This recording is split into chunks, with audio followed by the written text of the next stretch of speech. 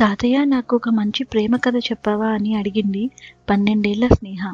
బోసి నోటితో నవ్వుతూ, అప్పుడే నీకు ప్రేమ కథలెందుకు? అయినా ఇంటర్నెట్లో ఉంటాయి కదా, నన్నే ఎందుకు అడుగుతున్నావు అని అడిగాడు. నేనొక స్టోరీ రైటింగ్లో పాల్గొంటున్నాను. అందులో స్వచ్ఛమైన ప్రేమ గురించి రాయమని మా టీచర్ చెప్పింది. మీకే అలాంటి కథలు తెలుసని నాన్న అన్నారు. త్వరగా చెప్పు తాతయ్య అని బ్రతిమిలాడింది. తప్పదంటావు. ఏ కథ చెప్పను మరి నీకు అని కాస్త ఆలోచించి చిన్నగా నవ్వి చెప్పడం మొదలుపెట్టాడు. అదొక మారుమూల పల్లెటూరు. బంధాలకి, ఇచ్చిన మాటలకి చాలా విలువిస్తారక్కడ. అప్పుడే ఒక ఇంట్లో చిన్నారి వెన్నెల జన్మించింది. పుడుతూనే కిలకిలా నవ్వుతూ చిన్న చందమామలా ఉన్న తనని చూసి వెన్నెల అని పేరు పెట్టారు. ఆ వెన్నెల కోసమే పుట్టినట్టుండే తన మేనత్త కొడుకు ఆకాష్ వెన్నెలను క్షణమైనా విడిచిపెట్టేవాడు కాదు. పెరుగుతున్న వారి వయసుతో పాటే వారిద్దరి మధ్య అనుబంధం కూడా బలపడింది. ఒకరి కోసం ఒకరు ఏదైనా త్యాగం చేసుకునేంత. ఎప్పుడూ కలిసికట్టుగా ఉండేవారు. వెన్నెల పుట్టినప్పుడే వాళ్ళిద్దరికీ పెళ్లి చేద్దామనుకున్న ఇంట్లో వాళ్ళకి వారి బంధం కన్నుల పండుగగా ఉండేది. ఎంత కలిసి పెరిగినా ఇద్దరిది భిన్నమైన మనస్తత్వాలు, వేర్వేరు అభిరుచులు. ఒకరికి నొప్పించకుండా ఒకరు తమ తమ భిన్నత్వాలు కాపాడుకుంటూ వచ్చారు. డాక్టర్స్ అవ్వాలనుకున్న వారు మంచి ర్యాంక్ సంపాదించి ఇద్దరు పట్నంలో మెడిసిన్ చదువుకుంటున్నారు. చివరి సంవత్సరం కూడా అయిపోయి మంచి హాస్పిటల్లో ఉద్యోగాలు కూడా వచ్చాయి. ఇంట్లో వాళ్ళు పెళ్లి ముహూర్తం ఖరారు చేసి పండుగకి పిలిచినట్టు పిలిచారు. కానీ వెన్నెల మేఘ్ అనే అబ్బాయిని వెంట పెట్టుకుని వచ్చింది. ఓహ్, మేఘ్ అంటే క్లౌడ్, అంటే స్కైకి మూన్కి మధ్యలో వచ్చాడా అని తన జీకే వాడి కళ్ళు పెద్దవి చేసుకుని అడిగింది స్నేహ. తాతయ్య నవ్వి, చెప్పేది విను. మరి ఇంట్లో అందరికీ ముందు ఏమీ అర్థం కాలేదు. అందరి మౌనాలను ఛేదిస్తూ ఆకాష్ చెప్పాడు తనొక అమ్మాయిని ఇష్టపడినట్టు.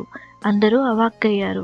మేఘ్ని చూసి వెన్నెల ఏదో చెప్తుంది అనుకుంటే ఆకాష్ అలా అనేసరికి ఆకాష్ తండ్రి కస్సుమన్నాడు. మాకిచ్చిన మాటేం కావాలి అని వెన్నెల తండ్రి కయ్యానికి కాలు తువ్వాడు.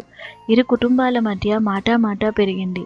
నా కూతురు జీవితం ఏం కావాలి అని వెన్నెల తల్లి రాగాలు తీసింది. వెన్నెల గట్టిగా అరిచి చెప్పింది, అమ్మా, నేనెప్పుడు భావన చేసుకుంటాను అని చెప్పాను. మీ మనసులో ఈ ఉద్దేశ్యం ఉందని మీలో మీరు ఊహించుకొని మాకు చెప్పకపోతే మాకెలా తెలుస్తుంది అసలు?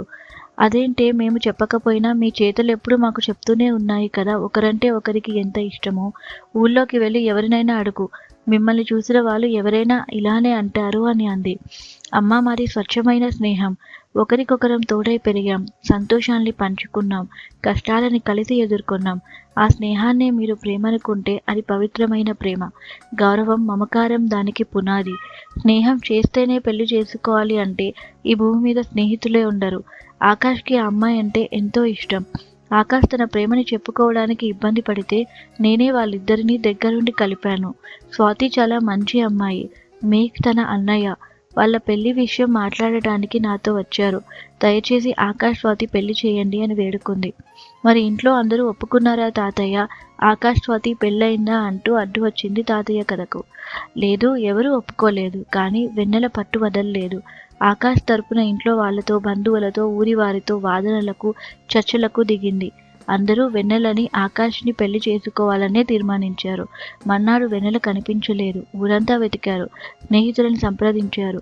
ఆకాష్ అయితే మతిపోయిన వాడిలా అయిపోయాడు. వెన్నెల ఎక్కడా దొరకలేదు. కొన్నాళ్లకి తన గదిలో ఒక లెటర్ దొరికింది. తను బ్రతికుండడం వల్లనే కదా ఆకాష్ మనసు పడ్డ అమ్మాయితో పెళ్లి జరగనివ్వట్లేదు. నా వల్ల ఆకాష్ ఇబ్బంది పడటం నేను తట్టుకోలేను. అందుకే నేను చనిపోతున్నాను. ఇప్పటికైనా బావకి స్వాతినిచ్చి పెళ్లి చేయండి అని ఉంది అందులో. అప్పుడు రోదనలు మిన్నంటాయి. ఒకరి కోసం ఒకరు ఏదైనా త్యాగం చేసేవారు. ప్రాణం కూడా త్యాగం చేసుకోగల వారి స్నేహాన్ని తప్పుగా అర్థం చేసుకున్నందుకు అందరూ పశ్చాత్తాపడ్డారు. కొంతకాలానికి అందరూ సద్దుమణిగి ఆకాష్ స్వాతి పెళ్లి ఘనంగా చేశారు. అక్కడిదాకా బానే విన్న స్నేహ ఉన్నట్టుండి చిన్నబుచ్చుకుని, నాకు ఈ కథ నచ్చలేదు తాతయ్య అంది. ఆశ్చర్యంగా, ఎందుకు బంగారు అని అడిగాడు తాతయ్య. వెన్నెలేమో తన ఫ్రెండ్ కోసం లైఫ్ ఎండ్ చేసుకుంటే ఆకాష్ మాత్రం హ్యాపీగా పెళ్లి చేసుకుని సెటిల్ అయ్యాడు. వెన్నెల చనిపోవడం నాకు నచ్చలేదు. చనిపోయినట్టు యాక్ట్ చేసుంటే బాగుండేది కదా. అట్లీస్ట్ మేఘ్ని పెళ్లి చేసుకోవాల్సింది అని ముంగమూతి పెట్టుకుని కూర్చుంది. ఈసారి తాతయ్య ఇంకా గట్టిగా నవ్వి వెన్నెల అని గట్టిగా పిలిచాడు. పిలిచారా అని ముసిముసిగా నవ్వుతూ వచ్చింది వనజాక్షి. కూర్చున్నదల్లా లేచి నుంచుని తాతయ్య జబ్బా పట్టుకొని, తాతయ్య, ఆ వెన్నెల బామ్మ అని మెరిసే కన్నులతో అడిగింది. అవునే చిట్టి తల్లి, ఆ సాహస వీరురాలు మీ బామ్మే. చనిపోయినట్టు నమ్మించి వాళ్ళ పెళ్లి జరిపించి నన్ను ప్రేమించి మరీ పెళ్లి చేసుకుంది అని చెప్పాడు. చాలండి, చిన్నపిల్లలకు ఎందుకు ఆనాటి ముచ్చట్లు అంది సిగ్గుపడుతూ Vanajakshi. I am proud of you bamma, నీది pure friendship and pure love అంది చప్పట్లు కొడుతూ. ఏంటే మనవరాలా, చాలా ఉత్సాహంగా ఉన్నావు అని తల నిమురుతూ వచ్చాడు ఆనందరావు. ఏం లేదులే, వెన్నెల ఆకాష్ పెళ్లి ఎలా జరిపించిందో ఇప్పుడే తెలిసింది. స్వాతి ఎలా ఉంది అని అడిగింది నవ్వుతూ స్నేహ. స్వాతి ఎవరో అర్థం కాక అయోమయంగా చూస్తున్న ఆనంద్ జరిగింది విన్నాక హాయిగా నవ్వడం మొదలెట్టాడు. అవునే, మీ బామ్మ చాలా గ్రేట్. తను లేకపోతే నేను ఏ వెలుగులేని ఆకాశంలా మిగిలిపోయేవాడిని. ప్రేమించడమే నాకు తెలిసింది, ప్రేమను ఎలా నిలబెట్టుకోవాలో మాత్రం మీ బామ్మకే తెలిసింది అని అన్నాడు సుందరి చేయి అందుకుంటూ. ఇంతకీ మేఘ్ని కలిసావా అని అడిగింది సుందరి స్నేహాని. లేదు, మీ అన్నయ్యే కదా మేఘంటే. ఓ, అంటే తాతయ్యే అని మళ్ళీ ఉప్పొంగిపోయింది స్నేహ. మన ఆనంద్ తాత ప్రేమ వల్ల నాకు వెన్నెలంత ప్రేమ దక్కింది అని అన్నాడు ఆనందంగా మాధవరావు. ఇంత మంచి ప్రేమ కథ చెప్పిన తాతయ్యకి థ్యాంక్స్ చెప్పి కథ రాయడానికి పూనుకుంది స్నేహ నిండు వెన్నెల్లో.